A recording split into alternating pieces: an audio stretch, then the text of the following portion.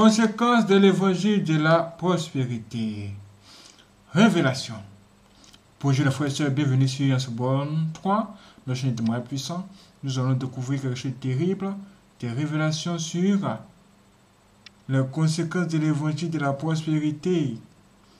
Apparemment, le Seigneur aurait dit quelque chose. Écoutons.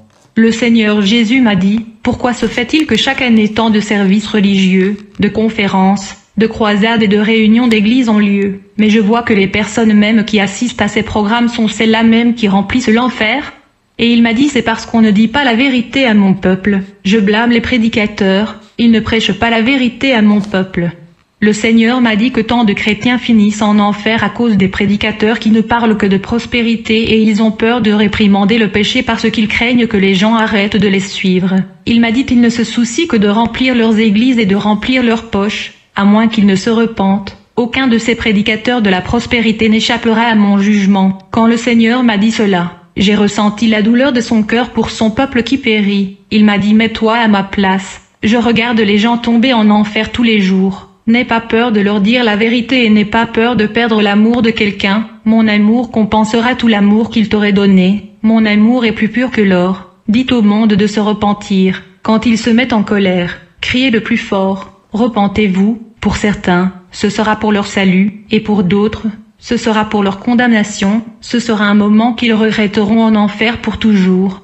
Vous devez avertir l'humanité de se repentir. Le cœur du Seigneur était si brisé et je pouvais sentir sa profonde douleur dans mon cœur à cause des gens qui périssaient dans leurs péchés. Son cœur était tellement brisé à cause des chrétiens qui continuaient à remplir l'enfer à cause des prédicateurs de la prospérité. Jésus veut tellement sauver mais il ne peut forcer personne. Il a tracé devant nous les chemins de la vie et de la mort et nous devons choisir ce que nous voulons. Tant d'églises et de prédicateurs n'enseignent pas aux gens la vérité que Dieu nous a appelés à être saints, mis à part pour lui. Ils ont peur d'offenser les gens et ils veulent avoir un grand nombre d'abonnés et pouvoir se vanter des chiffres.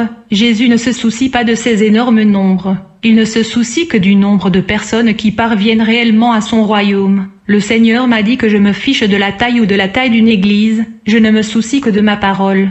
Il ne se soucie que de ce que sa vraie parole soit prêchée afin que le plus de gens possible arrivent au ciel. Même quand Jésus était sur terre, il ne se souciait pas d'avoir d'énormes foules de disciples, il disait la vérité aux gens, quand ils ont trouvé ses enseignements difficiles. Il n'a pas essayé de les simplifier mais a continué à dire la chose même que les gens ne voulaient pas entendre, et quand beaucoup de disciples se détournèrent de lui à cause de son enseignement, il n'essaya toujours pas de retenir le peu qui était resté, il s'est même tourné vers les 12 restants pour leur demander s'ils voulaient aussi partir. Jean 6 versets 41 à 68. Quel avantage cela vous apportera-t-il d'aller à l'église chaque semaine, de passer du temps à l'église, de chanter, de prier et de rentrer chez vous tout en restant si peu préparé pour l'éternité?